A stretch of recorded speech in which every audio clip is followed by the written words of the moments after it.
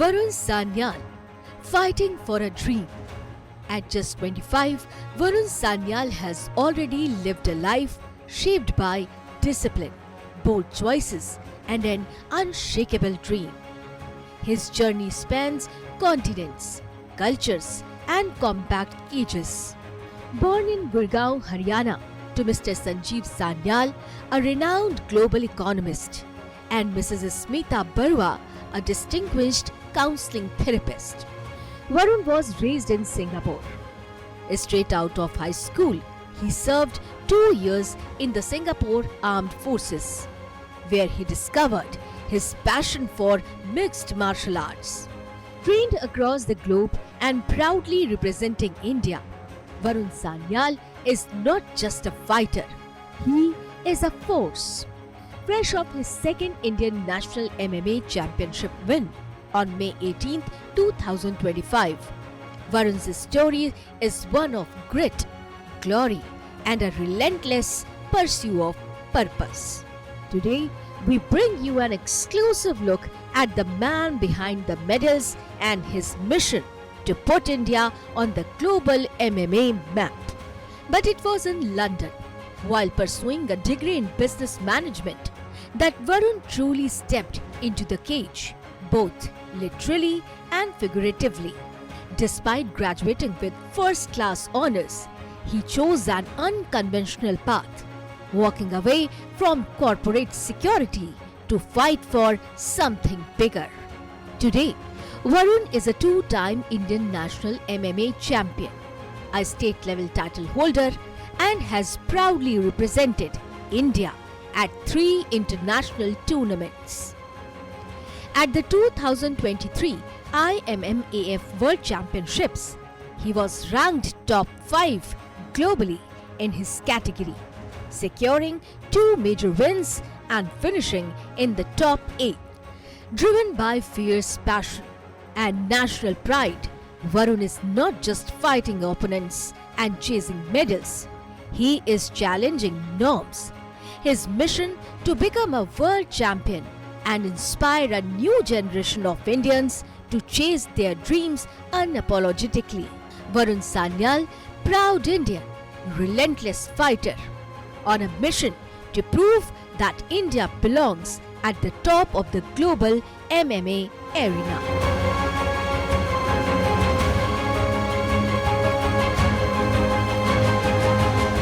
Joining us now is the man of the hour, Mr. Varun Sanyal, India's 2-time national MMA champion and an emerging icon on the global fight stage, interviewed by our correspondent, Ms. Jojonakronaga in New Delhi. Namaste. This is Jojonakronaga and welcome back to Sudarshan World. Today we have a very special guest with us, Mr. Varun Sanyal, 2-time national MMA champion, and he is here with us to share his global ambassador for MMA and a relentless advocate for martial arts in the country. Fresh off his second national champion on 18 May 2025, he is joining us to share his journey, his vision, and his message for the youth of India. First of all, congratulations on your second MMA national title. How does this victory feel compared to your previous one, and how does it represent your personal and professional evolution? Yes, well, first of all, thank you. Thank you very much. You know, they always say you don't forget your first, right? So I would say in terms of my career, I'd say the first one was special in the sense, you know, at the time I was relatively new to the Indian MMA scene. I had already beaten the national champion before, but to actually go into the national championship and fight in that tournament format and to win it, it was a special feeling. It was the first time I did it. But this one also, it was very, very special because now, you know, this is a different format. I'm in a different federation, fighting a different set of opponents. So for me, I think this was just, to me, this was more proving that I'm of that standard. It's reaffirming what I already knew, that I'm the best in the country when it comes to MMA. Right. You've come a long way in MMA. Can you take us back to the beginning? Like what inspired you to step into the world of mixed martial arts? Well, I mean, so many different factors, to be honest. It starts honestly from the fact that I watched WWE. I watched a lot of WWE, still do. So there was a guy called Brock Lesnar, and he had basically jumped over into the UFC, right? So that was the first time I really got interest in the UFC and MMA altogether. And then, of course, Sushil Kumar in the Olympics. There's Vijender Singh. So I saw these people, these are Indians doing martial arts and winning medals for the country. So that always inspired me. And then, of course, watching the Rocky Balboa movies. So yeah, I think a combination of all these really inspired me to take it up. Although my dad initially was very, very against it. He really didn't want me doing this sport. My mom, I mean, I don't even have to say, she was like completely against me doing any martial arts or any combat. But, I think once they saw me taking it up seriously, they're more than supportive. They're the biggest supporters I have. But yeah, it really started with WWE, beating my brother up here and there. And yeah, I just took it up a notch. Right, very interesting. So I also wanted to know this MMA, is it an Olympic game? So it's not an Olympic sport, but recently, so in 2026, in fact, it will be there in the Asian Games in Japan. And the Youth Asian Championships that are being held in Bahrain this year, so in October, it'll be there as well. So in fact, next month, the end of June, is the Youth Asians qualifier. So we'll see many of our athletes that won at the most recent event in India, the Nationals event in India. They'll go for the Asian qualifiers, and then hopefully a lot of them will go on to Bahrain in October. Wow, so we also hoping and wishing that you will leave the Olympic medal for our country. No doubt about it, no doubt about it. So your family carries a legacy of revolutionaries and patriots.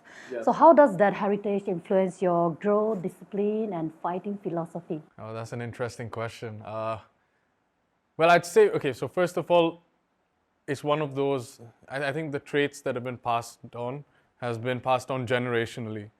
So just the fact, kind of going against the norms of what people are doing. I grew up in Singapore in a very comfortable lifestyle. I grew up in a nice neighborhood, good school, everything. So people that I grew up with, they don't do MMA, they don't fight, So for me to do this was completely out of the ordinary.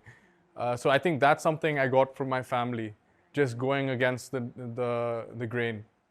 Secondly, I think it's whatever that we do as a family, we do it to the best of our ability. There's no half measures. You're either in or you're out. And I think that's why my parents were very supportive, because initially they were unsure. Okay, is he just, fighting for fun, or is he actually taking it up seriously? Once they realize that I'm taking it up seriously, full support, And then of course you become a national champion and etc. You represent India, then they'll support you 10x. Right. You have often spoken about redefining the world's perception for India. So in what ways do you believe MMA can serve as a vehicle for this transformation? And how do you see leading this change? Being the favorite fighter of our Honorable Prime Minister Narendra Modi. Yeah, so I think it's really important. I really do. And this is something that I hold very closely to my heart, because I grew up overseas. I grew up in Singapore. I grew up in London. And then now, of course, I'm in India. But I've seen, whether it's on social media, in movies, or just, socially, I've seen the image that people have of Indians. Especially recently, you'll see online, on Twitter, Instagram, wherever, people think it's just, it's the cool thing to do to pick on Indians online. We allow this to happen. As a society, we cannot allow this to happen. This is a matter of soft power. So what I mean by this is, look at any Hollywood movie, or any movie outside of India for that matter. The heroes are always, they're white, black, Asian, as in, Chinese. They're never Indian. They are never Indian. Okay, the Indian in all these movies or in mainstream media, social media, whatever you want to call it, they're always comic relief, or they're that subservient kind of character on the side. We're never the main character, and we're never portrayed as strong individuals. And we have a strong legacy historically of being, a fighting country. So I think it's very important that we find that in ourselves. Not just because, I want to be the best MMA fighter and, I want everyone to be able to fight, but it's also about confidence, right? Just the ability to fight, physically, also carries into your confidence in a day-to-day life. So when I say fighting, I don't necessarily mean physical fighting. I also mean just, standing your ground, being firm in your actions, in your decisions. And yeah, I think that's a quality we need to sort of cultivate in our country. Right. You have mastered multiple forms and trained across continent. What does it really take to excel at the top level in such a demanding and diverse sport? Well, I don't want to say that, I've conquered this sport. I've got a long way to go. I've definitely got a long way to go. But to be honest, to get to the top, from what I've seen, anyone who has come to my level or gone beyond, it takes consistency. The main thing is consistency. People always talk about motivation and all of this. It's about being consistent and disciplined. Okay, so these are the two main things. Then of course there's hard work, and the most important of them all is the ability to take losses and learn from the mistakes. Okay, like in any sport and in life, you're going to take losses.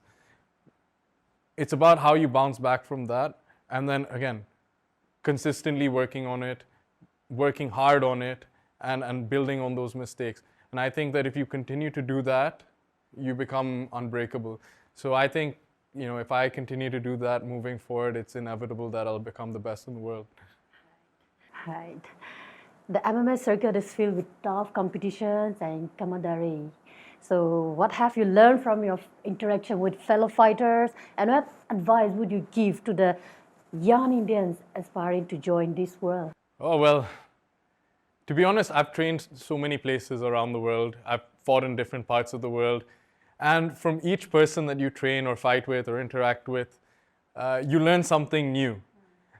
In India alone, oh my God, this sport, and I love to share this, it's big all over. You can go to the northeast where there's Manipur, Nagaland, Mizoram. You can go down south where there's Karnataka, Tamil Nadu. You can go to Maharashtra, Delhi, Haryana, of course. There are competitors coming from every single one of these states and are doing well. They're competing for India internationally and also, winning domestically. So that's really positive to see. Now, I think the main thing that I've learned in all of this is that India is such a diverse place. For example, in my gym, it's in Delhi, right? You've got, well, no, it's not even in Delhi, it's in Haryana. But I go from Delhi, then you've got people from all over the country coming in. Sometimes, for example, let's say someone's from Manipur. I don't speak his language. He doesn't speak Hindi. He doesn't speak English. So there's no way of communicating. But just the fact that both of us are fellow fighters and we have that in common brings us together. So I'd say that the biggest learning in all of this is if you're fighting under one country and if you have a shared interest or passion, whatever you want to call it, there's no other way to bring people together. Very interesting and wonderful to hear that from a national champion. Yeah. So coming back to our Indian culture, it's a very vast and diverse. What challenges have you faced in uniting the fighters from different backgrounds under one philosophy, and how do you create cohesion? Well, to go back to what I was saying earlier, I think if you're nice to one another, if you don't discriminate, for example, let's say I go to someone from the South and I just start treating him like trash because he's from the South. Anyone, it doesn't matter whether you're a fighter, everyone wants to be treated with respect. If you treat each other with respect, it's all good. When it comes to culture and fighting styles, for example, I think it's beautiful that each part of India has their own style. So for example, from my experience, I may be wrong, but in the South, I've noticed they're a lot more technically sound and much more strategic when they fight. Whereas if you see the guys from the Northeast, for example, they're ready to scrap. They're ready to like bite down on their mouthpiece and fight. Same with the Kashmiris. They're down to fight and they're willing, to go through the fire. Not that the South aren't, but in the Northeast and Kashmir more so. So I don't necessarily think that we need one training philosophy. I just think we need one common goal, which is to bring this sport in India up and to raise the flag high. All right. So you have had quite a journey from the local gyms to the global stages. Are there any unforgettable moments or a powerful story that have left a lasting impression on you? Well, I mean, there's too many. There's way too many. Some which I can't say on camera, but I'd say my biggest memory, so my greatest memory, is probably my first amateur fight, which was in the Crystal Palace Arena in London. The reason I say that is, at the time I was fresh out of university, and people started asking, okay, Varun, what's next? I graduated with a business degree. So people are like, okay, Varun, what's next? Are you going to go work here? Are you going to go work there? And for me, I was like very clear. I was very clear that this is what I wanted to do. But everyone's like, but you've never kind of fought. You never fought seriously. I'd done inter-clubs, but I'd never actually got into a cage in front of a live audience like that. And, it's being broadcasted around the world on streaming. So I'd never done that. So they're like, man, are you crazy? Like, you're going to give up all of this to do that? Including my parents. They were shocked. So that summer, I had my first amateur fight. And fortunately, all my friends that I grew up with, in Singapore or in London, they were there in the crowd. My parents were watching from here. I had friends from around the world all tuning in. And I just remember, once the final bell rang, I, to this day, have never felt a rush like that. That when I won, I don't know how to describe it. I felt like first of all, I felt like I belonged. And I felt, this is it. This is what I want to do. There's nowhere else I'd rather be right now. And I felt that, I did my friends proud, that the ones that came to support me. I did all the friends around the world proud. And most importantly, I did my family proud and my country proud. So I'd say that is the most special moment in my career so far. I feel emotional to listen to that. Like, I feel like I can just recapture that moment, how you'll be feeling and how you'll be appearing on the screen. I'm feeling emotional actually. So, given your combat training and your patriotism, do you feel ready to defend the nation if called upon, especially in the face of internal or external threats? Look, I'll say, like, I'm very, very confident in my skills, my training, and my ability to protect myself and those around me. Unfortunately, I have full confidence in our defense, whether it's the Army, Navy, Air Force, even the police to an extent. What I will say is, I think we need to revive that martial culture in our country.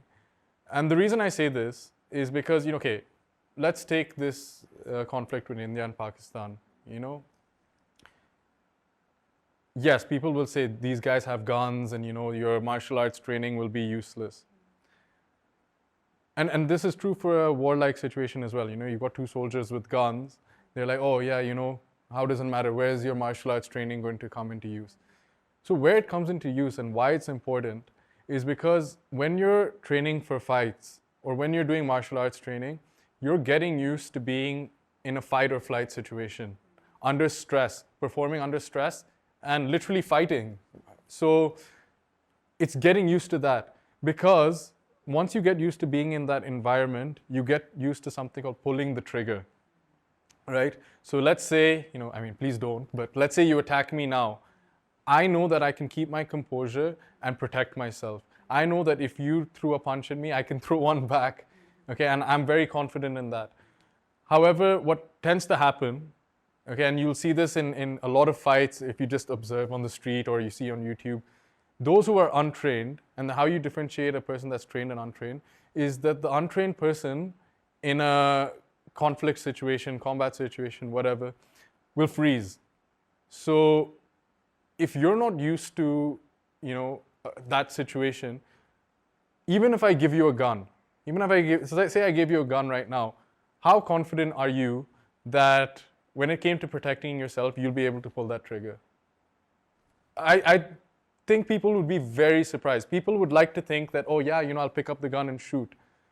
But that instinct, that killer instinct, that instinct to pull the trigger is what's missing. And that's why martial arts training is important. Because when it comes time to protect yourself and those you love, you should be able to pull that trigger and protect them. Just reviving your answer, some countries like Israel enforce mandatory combat training Correct. for the youth. Correct. So do you think India should also adopt similar policy? Are you personally doing anything to promote this idea? So, first of all, it's interesting you bring up these countries. I actually did 2 years of military service in Singapore, because as a permanent resident, of course. But yeah, you have to do it there. I hated it. I hated every single second of it. But in all honesty, it's probably the greatest thing that I've ever done in terms of character building, stepping out of your comfort zone, etc. Now, do I think that that's something we need to introduce in India? Not necessarily. I don't think we necessarily have to introduce conscriptions. But I do think, and this is going back to my previous point, that we need to introduce martial arts and combat training in schools. And not this watered down karate and taekwondo that you see nowadays, where, you just do ha ha and you get a black belt. Like that's what you see nowadays in karate schools, where they're basically handing out belts like candy. Not that. You need stuff that is going to be practical, and you need to get used to being in a fight or flight situation. No one's saying you have to bash each other's brains out. That's not what I'm promoting. I'm saying that you just need to be used to being uncomfortable and be able to pull the trigger when it matters. So finally, for all the young Indians who look up to you, whether as a fighter or as a role model or as a nationalist voice, what's your message to them, and how can they pursue their dreams with purpose and pride? So I'd say, well, there's a few things I would say. First of all, work hard, remain consistent, and keep moving forward while learning from your mistakes. Those are the main ones. I'd say most importantly, do what you want to do. Do what you want to do, because I gave an example. I went against the norm. I went against my parents. I'm not saying everyone has to go against their parents. Please don't think that's what I'm saying. But, if you want something, I promise you, all the people that doubt you, if you really work hard at it and actually put a proper effort in, you will see results. Okay? And when you see those results, the same people that doubted you or the same people that were telling you no will become your biggest supporters. And I truly believe that. So whatever it is that you want to do, please do it. And I know that's a very cliche statement, but it's very true. Okay? And even if you can't, even if you, for example, I can't imagine a 4-foot guy becoming an NBA player. It's just impossible, right? But even if you can't do what it is that you want to do in terms of, let's say that 4-foot guy wants to become an NBA player, he can't become one. You can still get involved in that space. You can still support, Indian basketball players, the people that are able to go and become the NBA players. You can still support them. Just because you can't go out there and play on the court doesn't mean you can't be part of the movement. So yeah, please go out and do whatever it is you want to do. If all else fails, help those that can. Thank you very much, Mr. Varun Sanyal, for sharing your inspiring journey with us today. The Modi's favorite MMA fighters. Your victory isn't just about the victory in the cage. It's about discipline, patriotism, and the power of belief.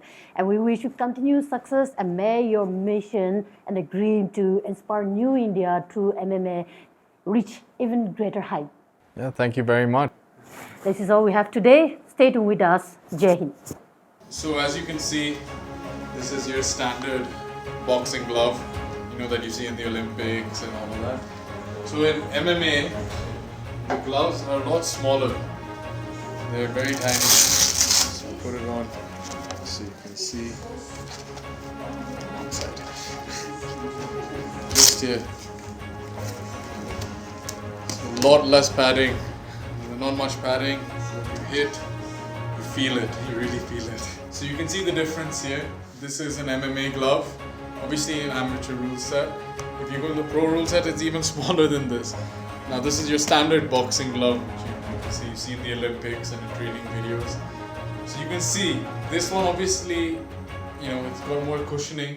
So when you get hit by one of these, you feel it. You definitely feel it a lot more. So that's the main difference.